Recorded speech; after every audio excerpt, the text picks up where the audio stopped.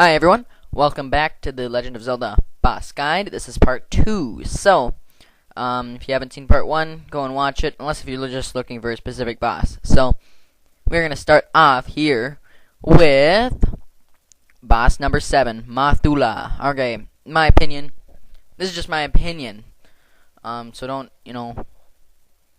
go saying this really is, but this is just my opinion that this is the hardest boss in the game besides Gannon, and there are 4 things to watch out when you're fighting this big daddy. For one, the floor moves, and it keeps changing, and it's really annoying. 2, you will see spikes move around. 3, you gotta watch the big guy himself, and 4, he will shoot little beams at you. So, yeah, that's a lot to keep track of. It's really hard, and I'm surprised I actually got this on my first try, if you notice my hearts at the end. Anyways, you want to use the fire rod on him. It will do an immense amount of damage other than your sword. You can use your sword on him. So, I would suggest bringing green potion to this. Magic potion, whatever you want.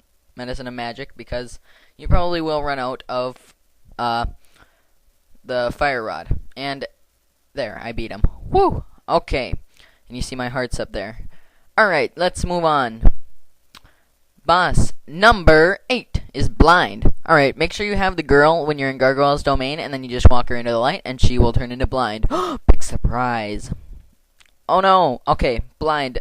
Fairly simple boss battle. It's, these Missoula and this one are not really 2-part boss battles. However, this one can sort of classify as like a 3-part boss battle, so, but only sort of. Alright, he's going to shoot 2 different beams. The red one, which you can block with your shield, and then a laser beam, which you can't. Once you hit his head 3 times, it'll come off and start to shoot you, kind of like, I believe, Helmet Head from, from Zelda 2.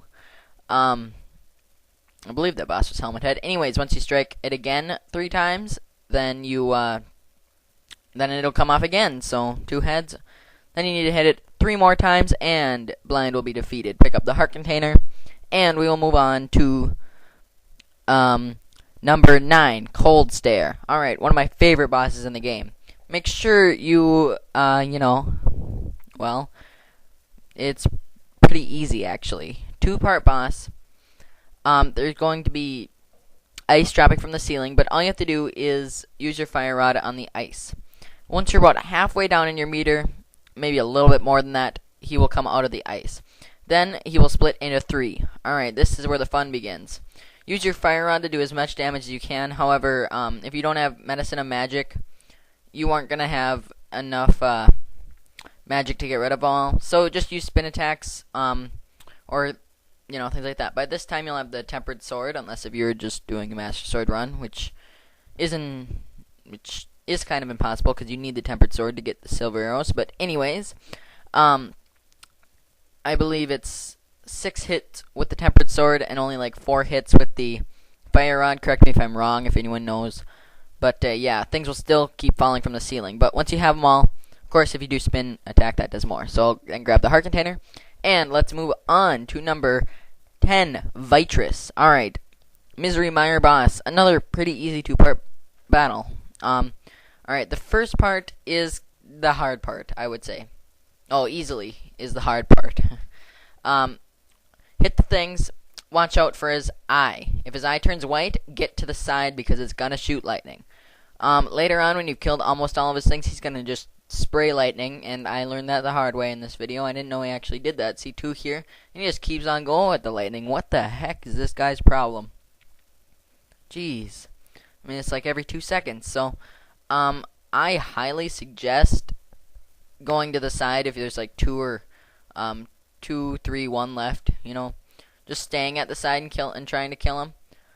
However, now, once you've killed all of his little eyeballs, there we go, he will come out and jump at you himself. You can use your sword, but arrows are much easier. Just spam arrows at him. He'll always stay in a straight line. Look at that. Just, wow. That is a pretty crappy second form. Anyways, grab the heart container, and let's move on. Alright, boss number 11, Tryn X. And you'll notice in this battle I didn't have the golden sword because I was dumb and didn't get it before coming to this dungeon in this run. Anyways, take out the ice head first. If that is the one bit of information, do that because it'll help you immensely.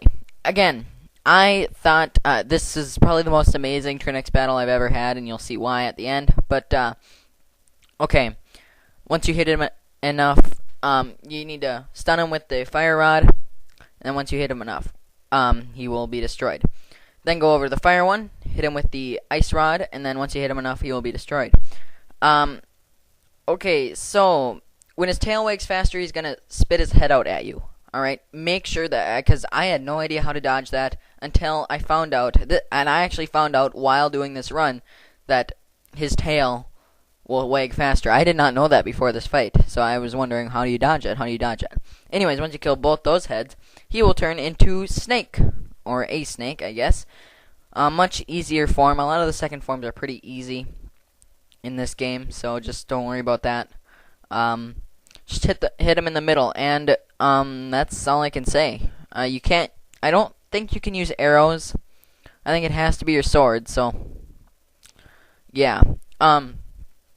Otherwise, you will see why this is an amazing Tryn X battle, because I did not get hit once, and I feel really good about myself for that. But